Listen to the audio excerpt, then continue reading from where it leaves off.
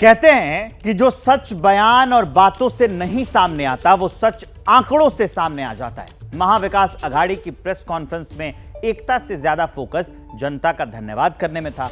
अब मैं आपको आंकड़ों के जरिए यह बताने जा रहा हूं कि आखिर क्यों महाविकास अघाड़ी में शामिल तीनों बड़े दल उद्धव की शिवसेना, कांग्रेस और शरद पवार की एनसीपी बड़े भाई का रोल चाहते हैं। जवाब छिपा है लोकसभा चुनाव के नतीजों में।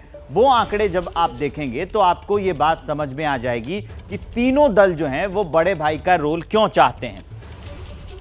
महाराष्ट्र में कुल 48 लोकसभा की सीटें हैं, जिनमें से कांग्रेस 17 पर लड़ी और 13 पर इन्होंने जीत हासिल की और वोट शेयर जो है वो 16.92% का रहा। अब शिवसेना जो उद्धव गुट की है 21 पे लड़ी, लेकिन इसको जीत जो है मात्र 9 सीटों पर ही मिली। लेकिन ये क्यों खुश है? ये इसलिए खुश है क्योंकि जो वोट शेयर है इनका 16.52% है। मतलब ये 13 पे लड़ते हैं तब भी इनका वोट शेयर 16.92%, जबकि मतलब वो 17 पे लड़े और 13 जीते तब ये आंकड़ा आया, और ये 21 पे लड़के 9 जीत रहे हैं फिर भी ये 16.52% इनका वोट शेयर है। अब जो एनसीपी है शरद पवार वाली, वो 10 सीटों पे लड़ी, 8 सीट, मतलब ये 100% के पास ही है, करीब 80%, और इनका जो वोट शेयर रहा 10.27% का।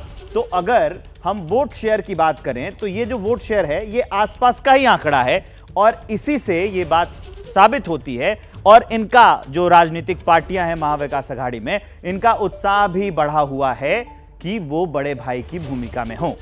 कैसे महाविकास अघाड़ी के दल एक दूसरे का ये बड़ा भाई बनना चाहते हैं वो मैंने आपको दिखाया। सियासत में कोई जीती गई सीटों के आधार पर खुद को मजबूत मान रहा है, तो कोई वोट शेयर के आधार पर, तो कोई स्ट्राइक रेट के आधार पर अब मान रहा है।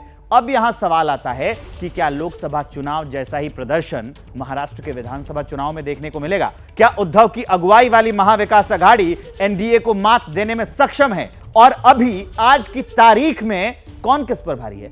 सुनिए सीनियर जर्नलिस्ट का इन सवालों पर क्या है ओपिनियन। देखिए, अगर लोकसभा के चुनाव को देखें और उसको नीचे कम्युनिकेट होता देखें तो निश्चित तौर पर महाविकास अघाड़ी का पलड़ा भारी है। और जिस तरह के राजनीतिक समीकरण लोकसभा चुनाव में महाविकास अघाड़ी के पक्ष में गए हैं, तो अगर एक सरसरी नजरिए से देखा जाए तो मुझे कहने में हिचक नहीं होगी कि महाविकास अघाड़ी अभी भी महायुति से आगे है।